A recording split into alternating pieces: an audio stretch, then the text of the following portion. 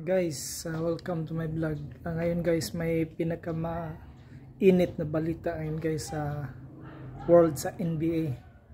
Na sana guys, ang paborito ko ngayong team na Brooklyn Nets, sana lang bigyan na nila ng pagkakataon si Kyrie Irving. Ibigay na sana nila yung anong gusto ni Kyrie Irving. Kasi solid naman talaga guys. Pag si Kyrie Irving nandyan, sulit na sulit talaga. Kikita at kikita pa rin yung franchise ng Brooklyn Nets. Sana i-extension na nila si Kyrie Irving. Ayaw kong mawala si Kyrie sa Brooklyn Nets guys. Kasi siya lang ang pinaka magaling na katulong ni Kevin Durant sa Brooklyn Nets. Kasi guys, nag-hope ako na magka-championship sila, si KD at si Kyrie. Sana lang.